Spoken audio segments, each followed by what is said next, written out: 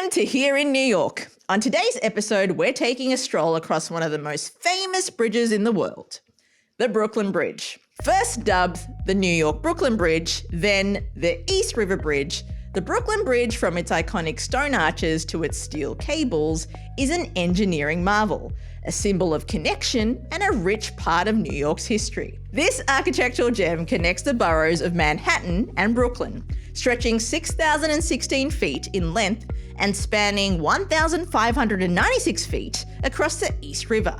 It has 5 lanes for vehicles, no trucks allowed, a pedestrian walkway, and a bike path that was added in 2021 by repurposing 1 lane of traffic. This means on any given day, 116,000 vehicles, 3,000 pedestrians, and 3,000 cyclists make their way across the river via the Brooklyn Bridge. In fact, soon after the bridge first opened in 1883, the New York Times wrote of its busyness saying, "No man of adult dignity enters the human maelstrom with even a change of preserving his back and stomach from desecration by extraneous elbows." Yep, that sounds about New York to me. Around the same time this article was written, aside from the human traffic, it also wasn't uncommon to see farm animals crossing the bridge. Their owners would pay a small fee, like 5 cents a cow, 2 cents a sheep or hog, to be able to cross the bridge with them. Hey, it's a lot cheaper than Uber Pet. Now, let's talk about the bridge's design and construction a little bit. It was originally designed by a man named John A. Roebling, but after his untimely death, his son Washington Roebling took over the project.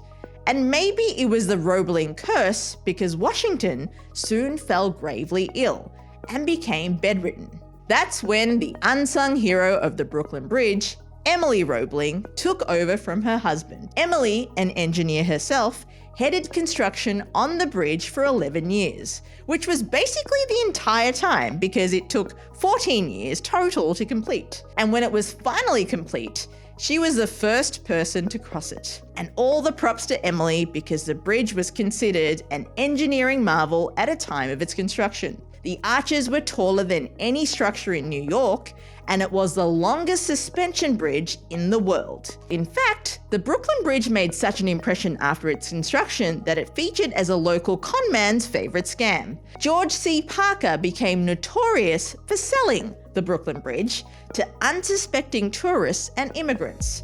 He'd dress sharply and pretend to be a successful businessman, offering people a chance to operate a toll booth on the bridge. He claimed to have carried out the scam multiple times a week. Indeed, the history that the Brooklyn Bridge holds is vast and plentiful. In 1964, it was designated a National Historic Landmark, and in 1967, it became a New York City landmark. It's a structure that's as much of a part of New York's soul as the people who cross it every day. Thanks for listening, and have a great day here in New York.